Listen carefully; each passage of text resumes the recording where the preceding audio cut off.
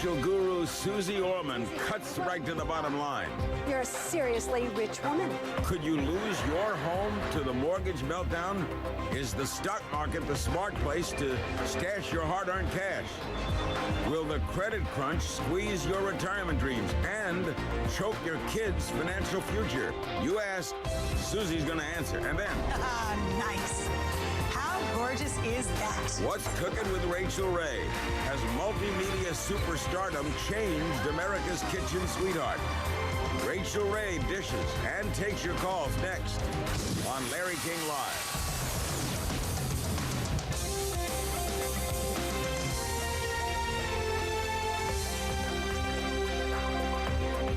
Good evening. We begin with an old friend and a frequent guest, Susie Orman, the personal finance expert and Emmy-winning TV host. Her New York Times best-selling authors include many books, including her most recent, Women and Money, Owning the Power to Control Your Destiny.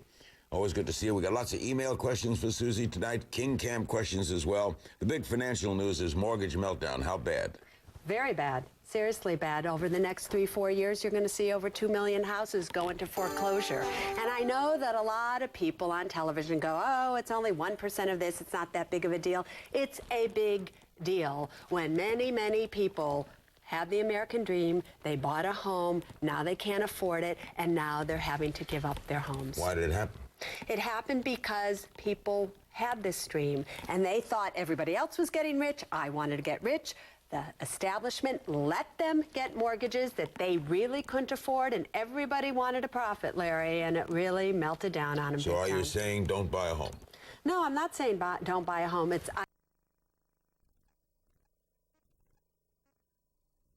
Season premiere.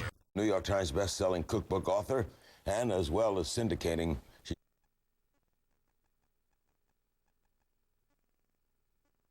successful too, a New York Times best-selling cookbook author, and as well as syndicating, she's also one of the superstars of the Food Network, and she reminds us that the year is 5767 in the Jewish New Year. Are you surprised at how well the show's done? You know, we were so busy just going to work every day and trying to build something that we loved and believed in. None of us, not one person on the staff was, you know, really looking at that until after it happened. And it's wonderful. Yeah, it's terrific to be received. And what surprised you? Everything, you know, everything. How much the viewers really have fun being a part of the show. How quickly they were calling out to us and giving us great stories and giving us great feedback and just becoming a part of the whole process. That really shocked me. You know, I mean, we had like 80,000 people signed up for tickets within, you know, the first month of our show, and now it's 110,000 or something. It's crazy. What time slot are you generally in? I saw you this morning in New York. It's a lot of mornings, a lot of middays, a lot of afternoons. We're happy to be anywhere at any time. We went over to get a special peek at Rachael Ray's setup yesterday, and we did a little videotape. Watch. Hello, Rachael. How you been? I'm okay. Been eating well? I'm what? Yeah. No. Look at you. You're too skinny. Yeah, I'm not eating well. Feed me. Feed me. I will. Please welcome. 35. Send her out. Music. Take. I'm getting a signal. I gotta put my business in. This is all of the great clothes I get to wear. That's a perk, baby. Fourth outfit. Now we're doing change number 5.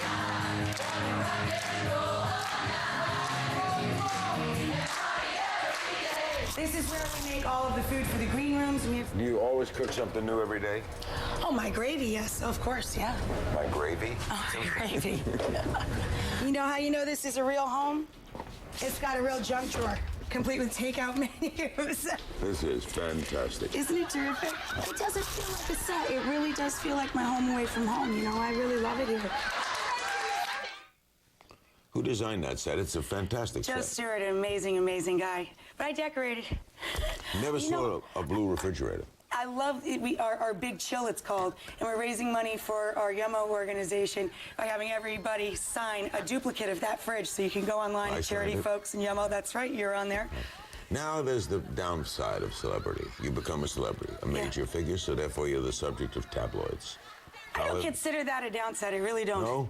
No, I They don't. write about your marriage? You don't consider that a downside? When John and I were reported to be getting a divorce, like in the midst of it, we were having our only weekend off of the whole summer, and John was making me a margarita, you know? And a friend texted me, "Oh my God, I just heard, I'm so sorry." If that's the only downside to the greatest life, I mean, my life is better than winning 10 lotteries. I do exactly what I would do on a day off from any other job for a living. I chat, I cook, and I travel, and that's what I love to do. And I get to do the Yummo organization. We're trying to teach kids and their families how to cook. We're trying to feed hungry children. We're trying to fund kids to go to school that want to go into All food right, for a living. But all of that wouldn't be possible without that. Who cares? Did it bug you to have to publish?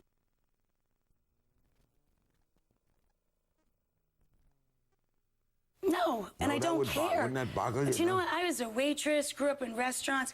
You know, people gossip about each other in restaurants, in any sort of job. You could work for a factory that makes gadgets, and people are going to gossip about.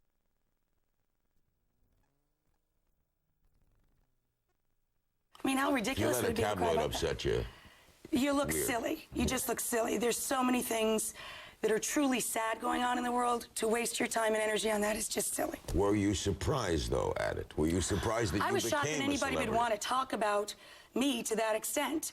I don't feel like a celebrity. I grew up in a service industry. I still consider myself very service-oriented. You know, I still consider myself pretty much a waitress. I want to bring my customer, in this case my viewer or my reader, exactly what they want, and nothing more, nothing less. And that I go to work. I work very hard. I always have.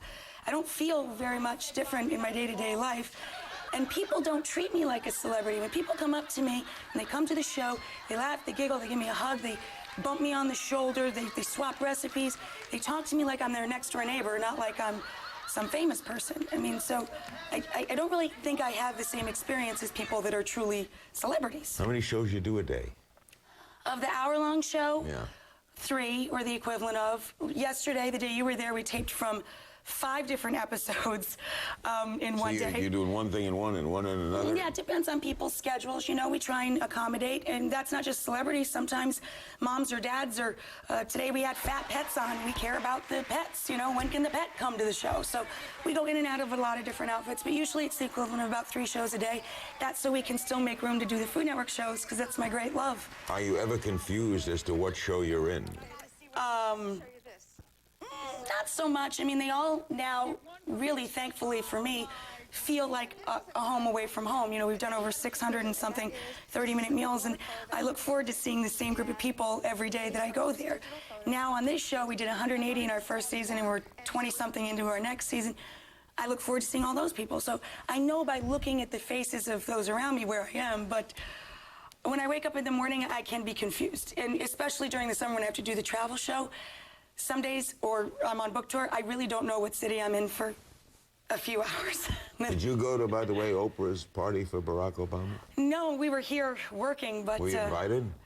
You know, I think she knew that we were getting ready for this season. We had a brief email chat in goodwill and good cheer when she was here taping for her show. And, Do you think her endorsement's going to help her? I couldn't see how it could be bad for anybody. Yeah. You know? I mean, how could that be a bad thing? It hasn't been bad for you. Good gravy, no, I mean, absolutely not. And she's always been such a, she's just this beacon, and she's just this really cool, fun person. And it's so neat that that can live in one person. You can be this icon and still be like a really good girlfriend. You know, she told me before I started the show, be yourself, be true to yourself, and I did. And she told me when I was thinking about starting the Yummo thing, she said, you've got to give back to the world in the way that makes sense for you, and as a vehicle, use something that's true to you, that's important to you, and I did. She gives great advice, and she's Rachael fun. Ray is our guest. Her syndicated show is in its 2nd season, a roaring success. We'll be right back. Come on, like I'm saying, you got this going It's on. a new show. Who Come cares? on. Yeah. Once you get the chicken cutlets pounded out, then you salt and pepper it on both sides. I'm having trouble with the 8. What is Little this? Italian seasoning in there. Are you Italian? Is it Rachael Rayota or what?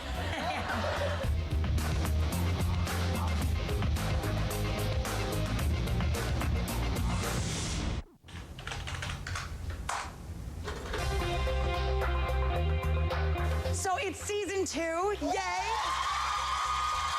And then you whisk in some chicken stock. I never in a million years thought I'd look over and see Terry Hatcher in my refrigerator. That's too cool. What did you really see? Right. And then you got the skinny jeans on, so you brought in some of your so I got the big jeans that we Now, need to... what size were those? These are 14s, I believe. Back in the day, we set our bras on fire. It was very liberating. Let's set your pants on fire. See what it does for you. There we go. There it goes. They're gone. More with Velvet. We're back. I see Dr. Phil, who will be here, by the way, on Friday night, was with you, yesterday, right? And Robin, yeah, they both came in. They're coming up in some upcoming shows.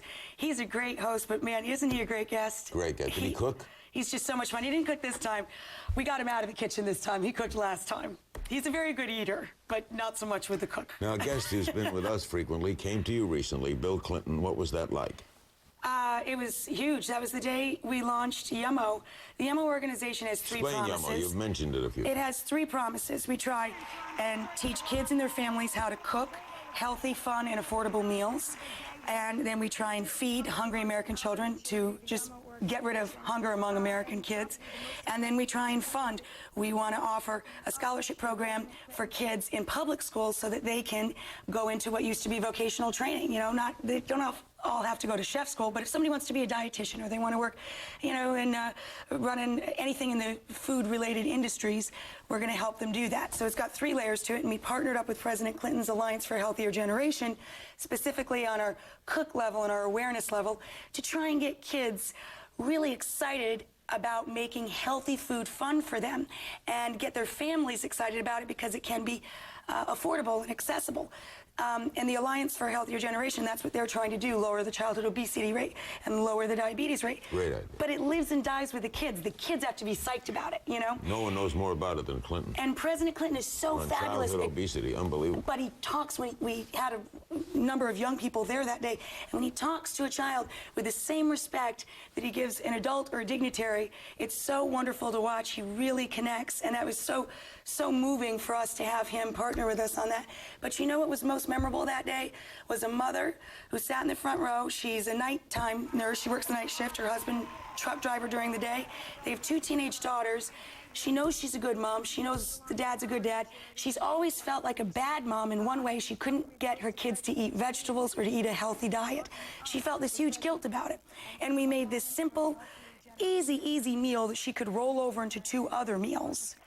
And she was so grateful with this little bit of information about how to make her kids food. And the girls were there and they said, well, we'd eat that. And she was doing it and stirring it and cutting and chopping. Tears poured down her face. And that, to me, was the single most important moment of my life. Everything I had done, that moment made it cool. Where did Yummo come from? It's the word that when little kids see me in the street or they come to a book signing or something and they see me, Rachel, hey, Yummo. But didn't you say how to say it first? It's an ism of mine. I don't know. I think From childhood? No, I think it came from working at Food Network. I was tasting stuff and I would just talk to myself alone. And Yummo. It was yum combined with, oh my gosh, Yummo. Yummo. And as we go to break, a little test. How well do you know Rachael Ray? Here's the question. One of Rachel's favorite ingredients is something she calls EVOO. What is EVOO? Is it onions, A, onions, B, vinegar, or C, oil? The answer and more with Rachael Ray when Larry King Live returns.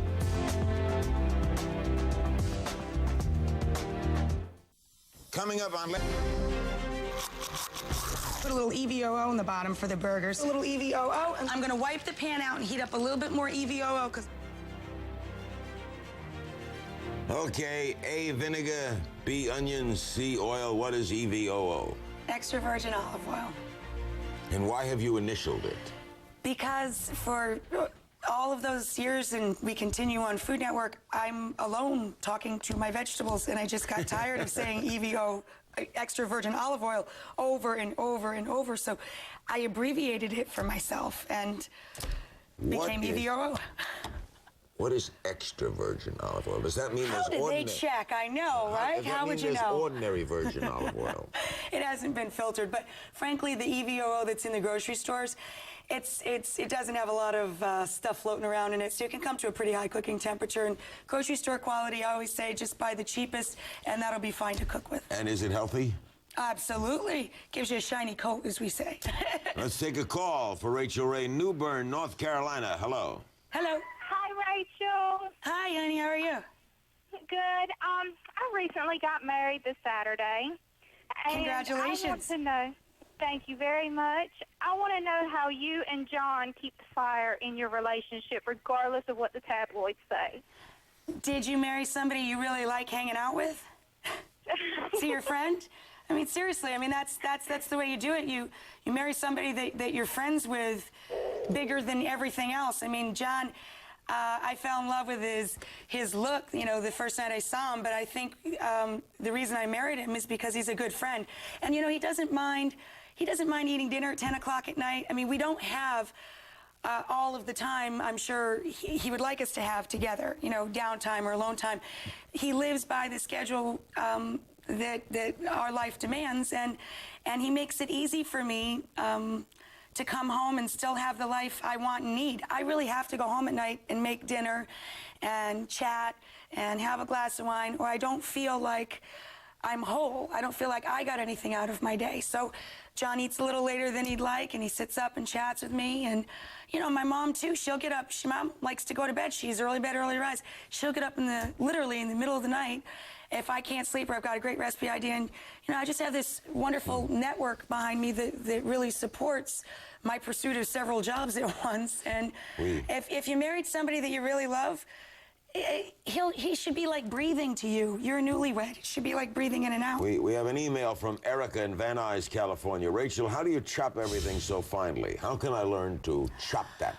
I chop everything completely wrong compared to like a chef. You know, a chef will peel an onion, leave the root on, be able to cut into it all a bunch of different ways.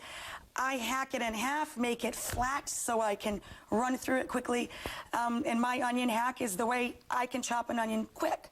So I think you need to start with a big cutting board so you got room to groove, a very sharp, good quality knife. Wonderful. Keep this hand, keep your nubbers all tucked in, keep the knife tilted a little bit away from you, and then just keep chopping until you find the way that works for you best. I like chopped a lot. I like chopped fine. Yeah. I'm a chop person. Yeah, I love to chop too, but you gotta find your own groove. You gotta find your own rhythm. We'll be back with our remaining moments and another call for Rachael Ray right after these words. Don't go away.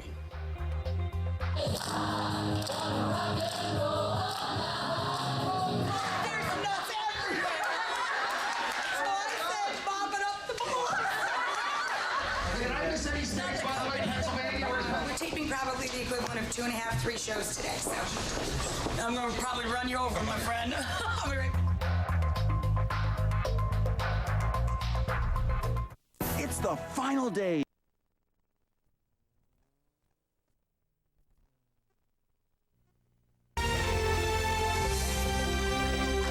We now welcome Rachael Ray, a return visit to Larry King Live. She's kicking off her second season in syndication, very successful too, a New York Times best-selling cookbook author, and as well as syndicating, she's also one of the superstars of the Food Network, and she reminds us that the year is 5767 in the Jewish New Year. Are you surprised at how well...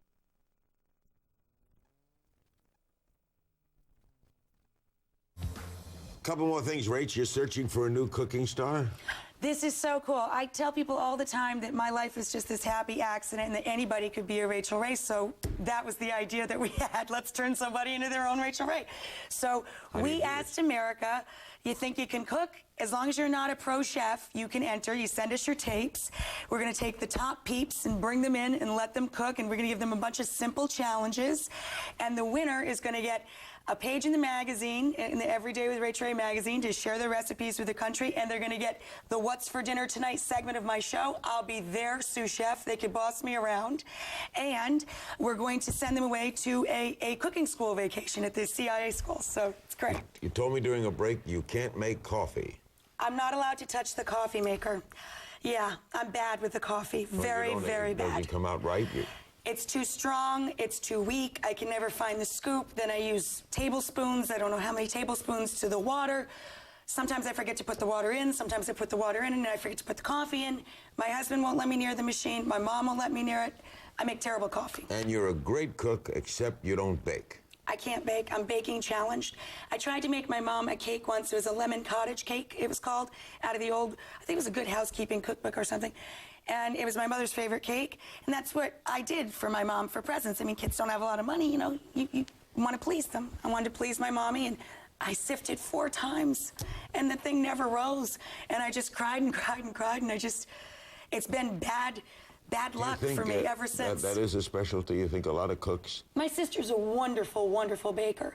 She loves to measure. She's very patient. She's very calm. She can decorate elaborate cakes, too. And I think it's just a talent like anything else. I think it's the other side of the brain, you know, from whatever it is that helps me cook. What are you best at? Cooking. And I'm not a chef, but I am a good cook. I know that. And I know that it makes people happy, and I know that knowing how to make a good meal for yourself or your family or the people you love will improve the quality of life for the whole of your life. You want children? I have lots of them with Yummo, and I have lots of them in my family. I don't think it would be a responsible thing to work as much as I do and have any of my own, at least not at this time. Someday?